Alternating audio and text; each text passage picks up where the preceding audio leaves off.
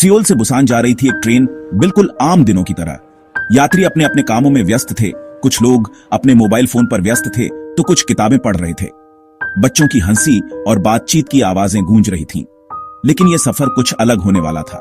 आसमान में काले बादल छा रहे थे और एक अजीब सी बेचैनी हर किसी के दिल में घर कर रही थी। एक लड़की जिसमें कातिल वायरस था, ट्रेन में चढ़ते ही खौफनाक झोंबी में बदल गई।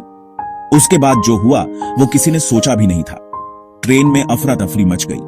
लोग इधर उधर भागने लगे। किसी को समझ नहीं आ रहा था कि क्या हो रहा है। वायरस फैल गया और यात्री पलक झपकते ही खून के प्यासे झोंबीज में तब्दील होने लगे। हर कोई अपनी जान बचाने के लिए भाग रहा था, लेकिन झोंबीज की संख्या बढ़ती जा रही थी। बोगियों में चीख पुकार मच गई। हर कोई जान बचाने के लिए भाग रहा था।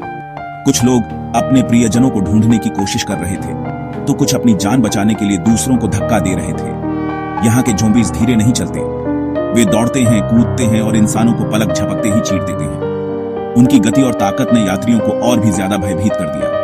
कुछ लोग इंसानियत दिखा रहे थे तो कुछ खुदगर्जी की हदें पार कर रहे थे। संकट के इस समय में कुछ लोग दूसरों की मदद कर रहे थे, जबकि कुछ अपनी जान बचाने के लिए किसी भी हद तक जा रहे थे। ट्रेन के अंधेरे कोने ही बचने का रास्ता बने। लोग अंधेरे में छिपने की कोशिश कर रहे थे ताकि ज़ॉम्बीज़ से बच सके।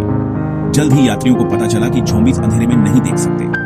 यह जानकारी उनके लिए एक उम्मीद की किरण बन गई। मगर क्या यह जानकारी उन्हें बचाने के लिए काफी होगी? क्या वे इस जानकारी का सही उपयोग कर पाएंगे, या फिर यह ट्रेन मौत की सवारी बनकर सबको तबाह कर देगी? कई लोग दूसरों को मरने के लिए छोड़ देते हैं, वहीं कुछ अपने प्रियजनों के लिए अपनी जान कुर्बान कर देते हैं। इस संकट की घड़ी में कुछ लोग अपने परिवार और दोस्तों के लिए अपनी जान की बाजी लगा रहे थे। जैसे जैसे ट्रेन बुसान के करीब पहुंचती है, सवाल उठता है, क्या कोई जिंदा बचेगा? क्या कोई इस खौफनाक सफर से बचकर निकल पाएगा? या फिर हर किसी का यही अंजाम होगा, मौत या उससे भी बुरा? इस सफर का अंत क्या होगा, यह कोई नहीं जानता।